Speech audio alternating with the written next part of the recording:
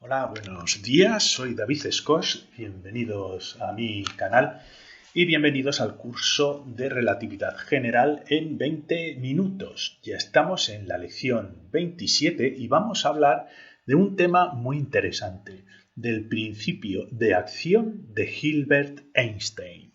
Si os gustan estos temas, os invito a suscribiros a mi canal tocando en el ratoncito que veréis aquí a la derecha. Bueno, ¿por qué esta lección dentro del curso de relatividad general?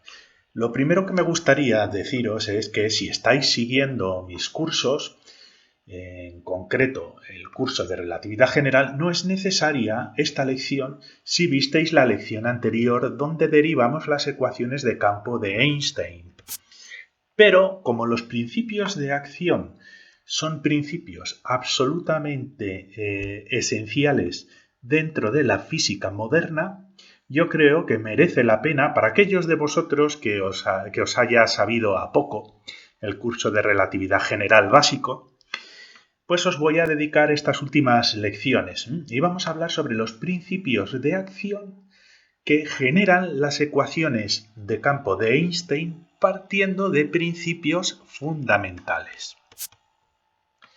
Los principios de acción tienen la ventaja dentro de la física moderna hoy en día, en que para poder generarlos necesitamos definir propiedades fundamentales del sistema físico que estemos estudiando.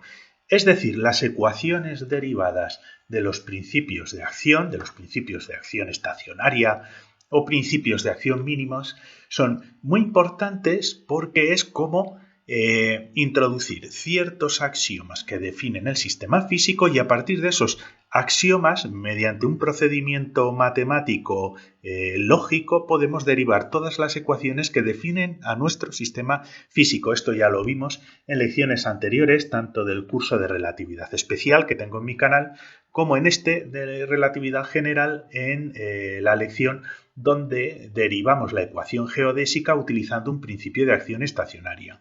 Os dejaré un enlace al final específicamente a esa lección por si necesitáis refrescar en qué consiste este principio. Muy bien, no voy a entrar en muchos detalles a explicarlo, esto ya lo haremos en un curso que voy a comenzar, que va a tratarse sobre física post-newtoniana, pero comentaros que los principios de acción estacionaria están basados en generar una función que se llama la función de Lagrange o lagrangiana. Y esta función se define con un script, con una L con script aquí o una L normal y corriente, y es una función que depende de las coordenadas que estemos estudiando, de la variación de las coordenadas con el tiempo, la derivada, esto es lo que implica este puntito que hay aquí. Un puntito implica la derivada de una coordenada frente a una coordenada temporal, aunque puede ser otro tipo de coordenada. Y también es una función que puede incorporar números. ¿De acuerdo? Números que no tienen que ver con coordenadas, como por ejemplo los valores que puede tomar un campo escalar, como un campo potencial, por ejemplo. Originalmente se definieron las funciones de Lagrange en base a las coordenadas x, y y z y sus derivadas con respecto al tiempo, e introduciendo campos de energía potencial, y de esa manera, utilizando esta función que nos relaciona estas tres variables para definir un sistema físico, podemos derivar de una manera lógica, pues por ejemplo, las ecuaciones dinámicas y cinemáticas de la mecánica clásica de Newton, por poner un ejemplo. Es una función que codifica los fundamentos del sistema, aquellas características que se suelen conservar en un sistema físico y que son fundamentales. Es una función generadora de ecuaciones dinámicas. Aplicando lo que se llama la ecuación de Euler-Lagrange sobre una función lagrangiana, podemos obtener las ecuaciones que nos definen la dinámica y la cinemática de cualquier sistema físico que estemos estudiando, ya sea un sistema cuántico o física clásica o, como vamos a ver hoy, las ecuaciones de la relatividad general. Y las funciones, bueno, para poder generarlas hay ciertas reglas, aunque matemáticamente pueden ser cualquier cosa, pero hay ciertas reglas para poder definir unas funciones de Lagrange que nos sirvan para generar teorías físicas consecuentes. Y una de las más importantes es que suele incorporar esta función cantidades conservadas. Pues, por ejemplo, la energía. La energía es una cantidad, es un número, ¿de acuerdo? Es un escalar, como puede ser un campo de energía potencial o la energía cinética de un sistema, y son cantidades que se conservan normalmente en los sistemas físicos a no ser que los modifiquemos.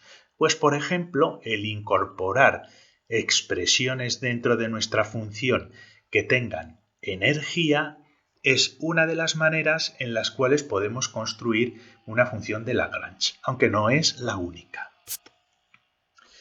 Pueden ser energías, momentos, un momento lineal o momentos relativistas, y cantidades escalares, como ya he mencionado antes, en forma de campos, ¿no? Pues campos de energía o algunos campos de potencial. La lagrangiana es una ecuación generadora de otras ecuaciones de dinámica y cinemática. Y esto se hace aplicando esta fórmula que se llama ecuación de Euler-Lagrange, que la derivaron Euler y Lagrange para poder definir la manera más estacionaria de comportarse una función de Lagrange. Para poder entenderlo un poquito mejor, esto lo describimos en el curso de relatividad especial y también en esta lección de las ecuaciones geodésicas a partir de un principio de acción estacionaria. Pero básicamente lo único que tenemos que hacer es, una vez generada nuestra función lagrangiana, como nosotros consideramos que puede definir el sistema, y lo que tenemos que hacer es aplicar estas ecuaciones. Básicamente derivadas parciales de la función con respecto a cada una de las coordenadas, pues tiempo x, y, z en el caso de la relatividad, y esto igualarlo a la derivada parcial de la función de Lagrange por el cambio de las coordenadas con respecto a una coordenada tipo tiempo, ¿no? ¿Por qué? Porque estas coordenadas en un sistema, por ejemplo, de física clásica van a cambiar con el tiempo si tenemos una partícula que se está moviendo. Sus coordenadas va a haber un cambio en posición con respecto al tiempo. Por lo tanto, tendríamos que derivar esta función con respecto a las velocidades. Esto de aquí son derivadas de las coordenadas con respecto al tiempo. Entonces, tendríamos que derivar la función con respecto a las velocidades. Podríamos sustituir esto con una v de velocidad en cada una de las coordenadas.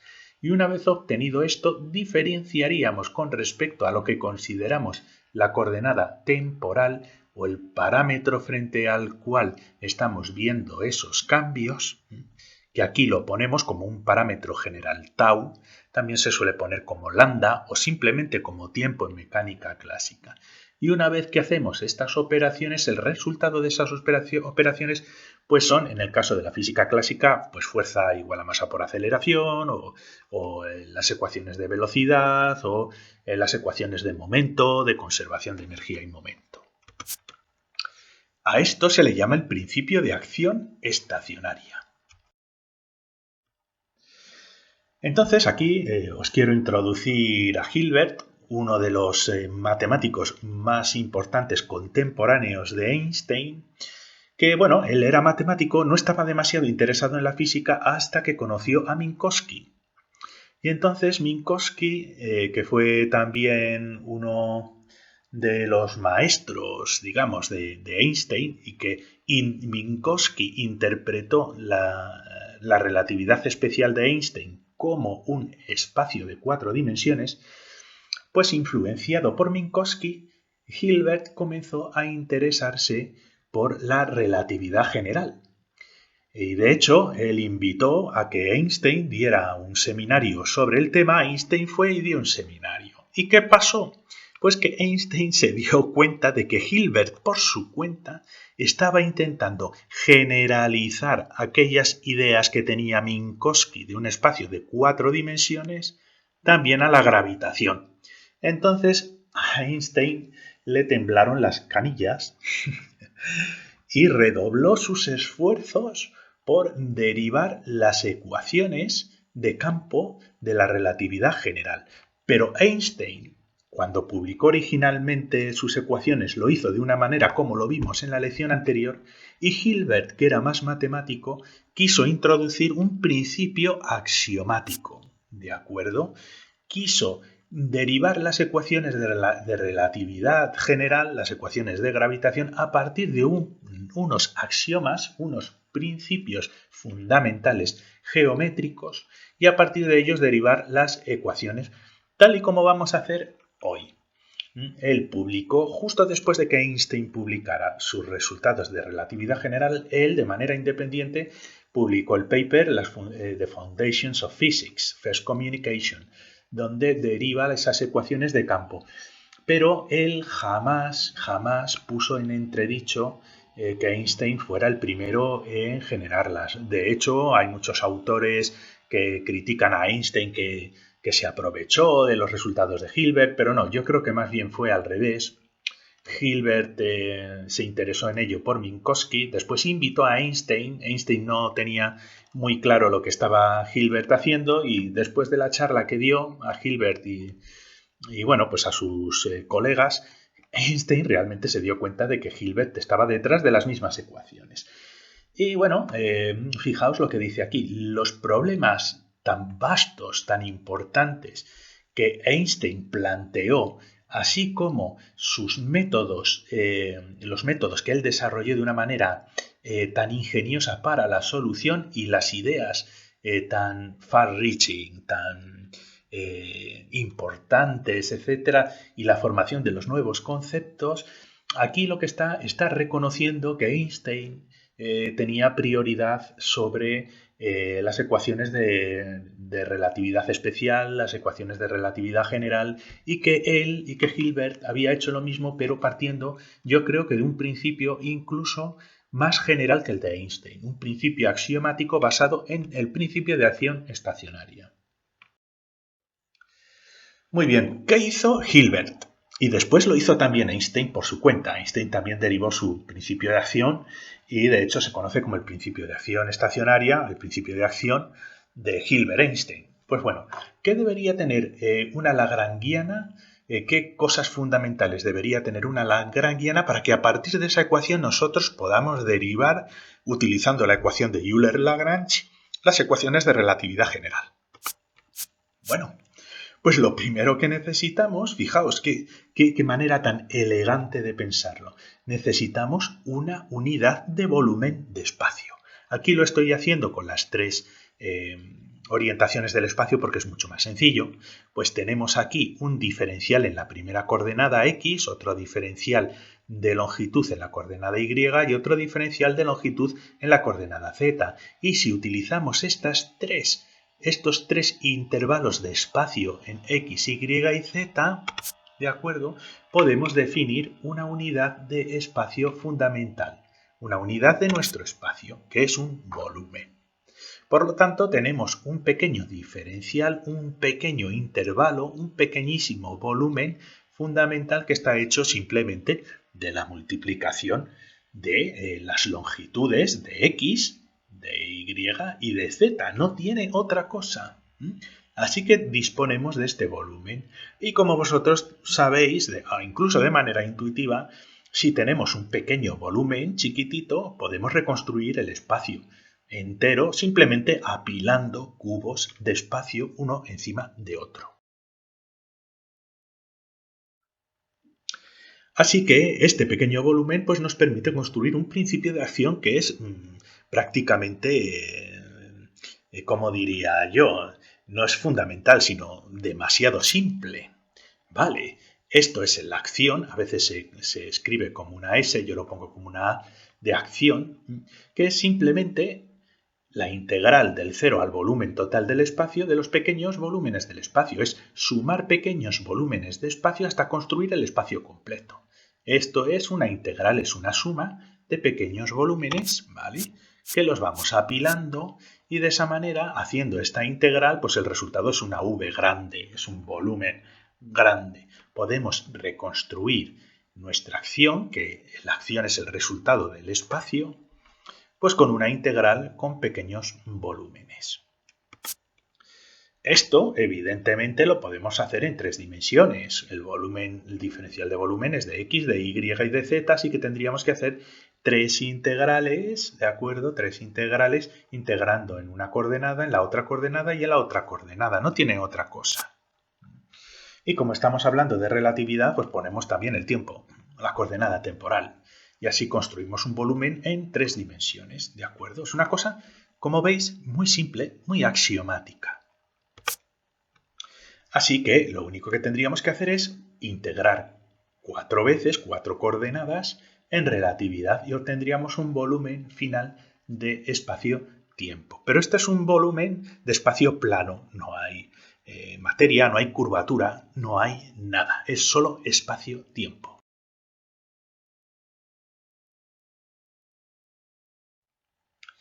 Así que tenemos que generalizarlo ahora a cualquier espacio. Aquí pongo siempre el espacio en 3 dimensiones, que es mucho más fácil verlo, y después lo generalizamos al tiempo. Como sabéis, este pequeño espacio, este pequeño diferencial de espacio, nos puede definir las distancias entre 2 puntos adyacentes. Por ejemplo, entre esta esquina y esta distancia la vamos a llamar un diferencial de espacio-tiempo, un diferencial de S. Y aplicando el teorema de Pitágoras, como vosotros sabéis, tenemos que las distancias cuadráticas entre 2 puntos del espacio es igual a la suma de los cuadrados de las distancias en las coordenadas x, y y z de que nos separan ambos puntos, de x, de y y de z, al cuadrado. Y esto se denomina métrica. Entonces, aparte de esa definición axiomática que hemos introducido para construir nuestro espacio, necesitamos incorporar asimismo una relación de Pitágoras de este estilo, que nos relaciona las distancias cuadráticas entre 2 puntos con las distancias de coordenadas al cuadrado. Bien, pero generalizándolo, tal y como hemos visto en los cursos de relatividad especial y en este curso de relatividad general, nosotros sabemos que dentro de la métrica, esto es muy general, o sea, muy un caso específico, ya sabéis que generalizando es la expresión un poquito más simple, pero poniendo el caso específico de un pequeño volumen x, y y z, sabemos que nuestras coordenadas cuadráticas en un espacio que no es plano están corregidas por los componentes del tensor métrico, en este caso los componentes xx o 1, 1 del tensor métrico. Aquí la coordenada y está corregida por los componentes y del tensor métrico y aquí está corregida por los componentes z y z del tensor métrico. Entonces, en un espacio general no tenemos las coordenadas solas. Si fuera un espacio plano, esto sería 1, 1 y 1. Pero si es un espacio general no plano, hay que corregir nuestras coordenadas, ¿de acuerdo? Para definir este pequeño volumen diferencial, hay que corregir las coordenadas.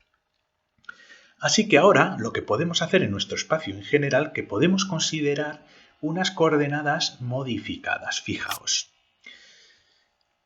podemos considerar que la coordenada general de x en rojito es igual a la raíz cuadrada del componente xx del tensor métrico multiplicado por dx, fijaos, ¿veis?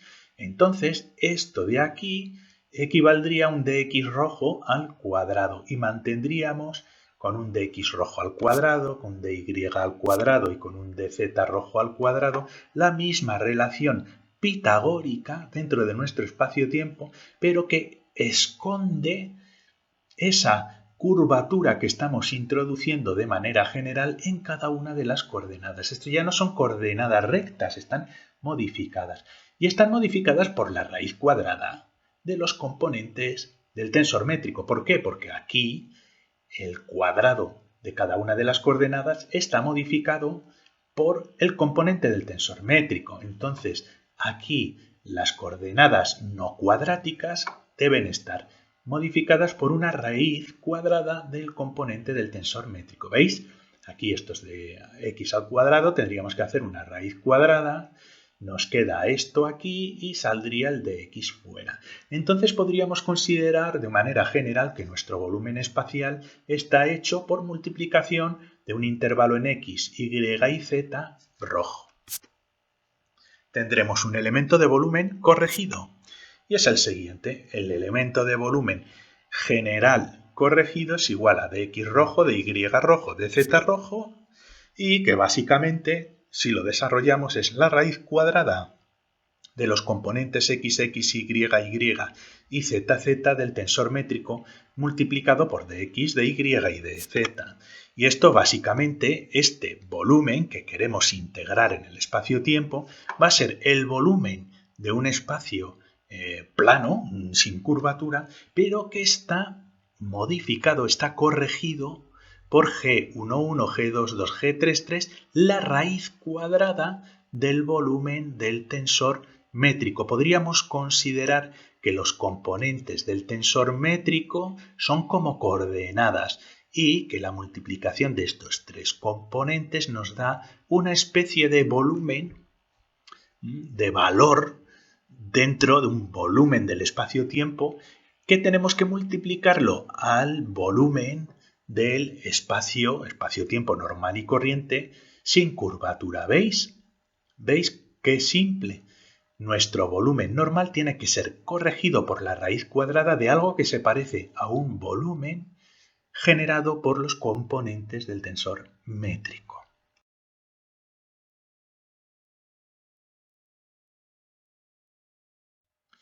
Vamos a estudiarlo un poquito más en detalle. El tensor métrico es una matriz y aquí tenemos los componentes G11, G22, G33, G12, G13. Todos estos son los componentes del tensor métrico, que en el espacio plano pues es así, 1, 1 y 1 para los componentes diagonales, 0, 0 y 0, 0, 0 para estos componentes. Y como vosotros muy probablemente sepáis de álgebra lineal, una matriz podemos considerarla que está hecho por 4 vectores base 1, 0, 0, 0, 1, 1, 0, 0, 1, que podemos dibujarlos dentro de un espacio, ¿de acuerdo? Y lo que hemos hecho anteriormente con ese volumen del tensor métrico correspondería a la multiplicación de el volumen generado por esta matriz. Y vosotros sabéis que realmente para definir el volumen que está definido por estos tres vectores de aquí, no se utiliza simplemente una multiplicación de estos componentes, sino que de manera generalizada calculamos el determinante de la matriz. Vosotros sabéis que si calculamos el determinante de una matriz, estamos calculando el volumen comprendido entre las longitudes de estos vectores que hay aquí. Entonces, el volumen de este tensor métrico en el espacio equivale a su determinante. Así que podríamos escribir que el volumen corregido de manera general es igual al volumen de un espacio euclídeo normal y corriente, pero que está corregido por la raíz cuadrada del determinante del tensor métrico. A veces lo veréis con un menos. Da igual, en realidad hay que calcular el determinante en su valor absoluto para no hacer una raíz cuadrada de un número negativo. Pero ya veis el razonamiento de generar este volumen. Es el volumen normal, pero que está modificado, corregido por el volumen del tensor métrico de su raíz cuadrada. Y a esto se le suele llamar el elemento de volumen. Este es el elemento de volumen de un espacio. Y tenemos que corregir con este elemento de volumen a nuestro volumen en un espacio sin curvatura. Para hacerlo en 4 dimensiones relativista, pues simplemente metemos aquí el diferencial de la coordenada temporal y entonces dentro del determinante del tensor métrico pues sería un determinante del tensor métrico en 4 dimensiones relativista, ¿vale? Pues con un -1 aquí, 0, 0, 0, etcétera, etcétera.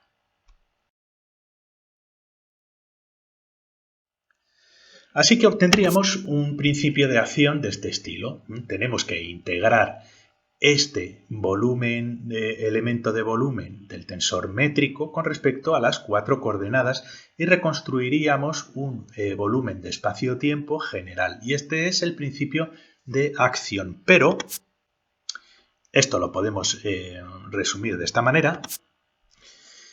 Claro, aquí tenemos un volumen basado en el tensor métrico, pero si queremos derivar las ecuaciones de Einstein, tenemos que meter los tensores de curvatura por algún sitio. Entonces, para introducir los tensores de curvatura en nuestras ecuaciones, en nuestra ecuación de principio de acción, lo que necesitamos es utilizar un escalar, como os he dicho antes. Para los principios de acción estacionaria siempre interesa meter alguna cantidad que no varíe con las coordenadas.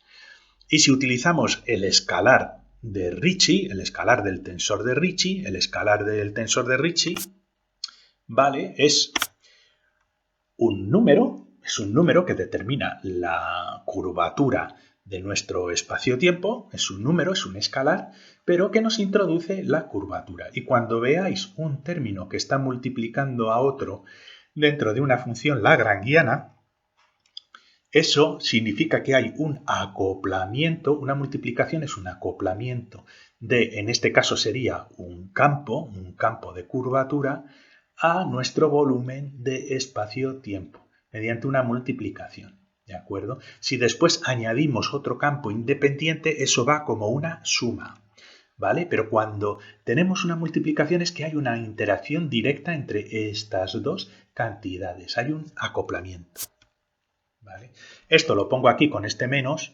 Ahora ya establezco las coordenadas mu y nu dentro del determinante. Acordaos que el determinante es un número. Aunque aquí pongamos estas coordenadas mu y nu, tenéis que tener en cuenta que esta operación nos va a generar un número. Nuestra lagrangiana va a tener un escalar y otro escalar. Así que vamos bien. Y para generalizar el principio de acción, pues vamos a meter una constante. Y, por ejemplo, pues es un medio dividido entre k. Da igual, podíamos haber llamado esa constante y o yo qué sé, tau, o es que ya se me acaban las letras, no, gamma o lo que sea. Simplemente, cuando se derivó originalmente, se puso un medio, porque los principios de acción suelen incorporar un medio por tradición, ¿no? Y después una constante general k, porque después se vio que esto equivalía a 8 pi g, ¿de acuerdo? C a la cuarta dividido 8 pi g. Da igual. Simplemente es una constante que nos generaliza el principio de acción. ¿Vale? Y nos queda entonces que la función lagrangiana, porque las funciones lagrangianas ya quitamos los diferenciales de las coordenadas, está hecha por el escalar de Ricci dividido 2k, una constante, y que multiplica la raíz cuadrada del elemento de volumen, que es el determinante del tensor métrico. Así de simple. Utilizando esta ecuación podemos derivar las ecuaciones de campo de Einstein.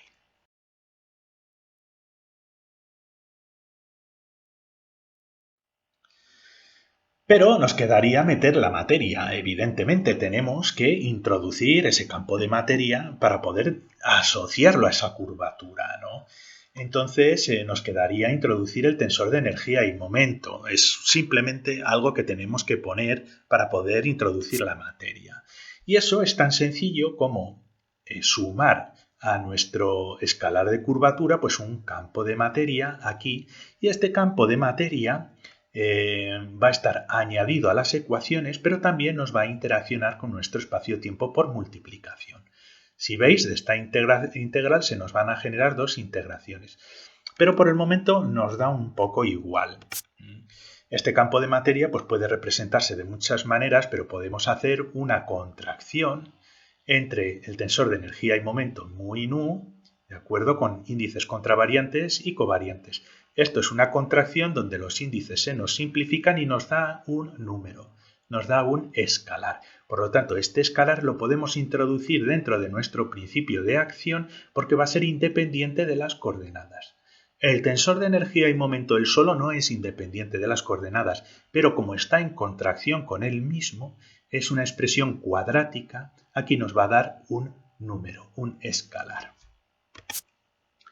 Las multiplicaciones, como os he dicho antes, indican acoplamientos entre las distintas funciones dentro de la lagrangiana. Y para resolver y obtener las ecuaciones de campo utilizaríamos la fórmula de Euler-Lagrange, pero esta fórmula, pues en este caso va a ser un poquito especial. ¿Por qué? Porque fijaos, la función de Lagrange aquí no depende directamente de las coordenadas tiempo, x, y y z. Por aquí no vemos x, y y z por ningún sitio. ¿Veis?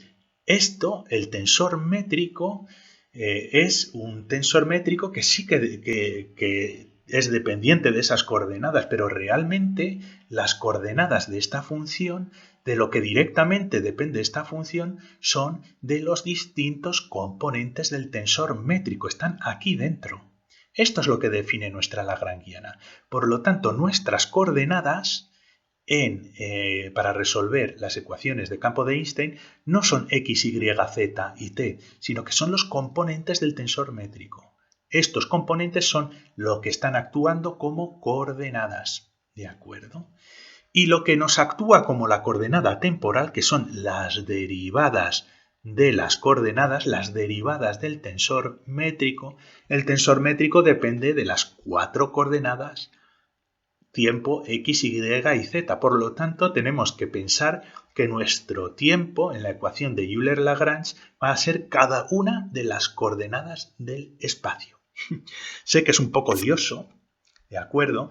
Pero esto es la dependencia de nuestra función de Lagrange. Va a depender de los componentes del tensor métrico como coordenadas, de la variación, no ya con la coordenada temporal, con x0, sino también con x, y y z de cada uno de los componentes del tensor métrico. Y por lo tanto nuestra ecuación de Lagrange, que normalmente se representa aquí con las coordenadas x, con las velocidades y con el tiempo, para resolverla tendríamos que hacer la derivada parcial con cada uno de los componentes del tensor métrico, que nos actúa como coordenadas, y sus derivadas aquí en esta parte con respecto a cada una de las coordenadas del espacio, que nos va a actuar estas coordenadas en sustitución de únicamente el tiempo. Entonces, si alfa es 0, estaríamos hablando de tiempo, si alfa es 1 es x, si alfa igual a 2 es y, etcétera, etcétera. Tendríamos que aplicar esta ecuación.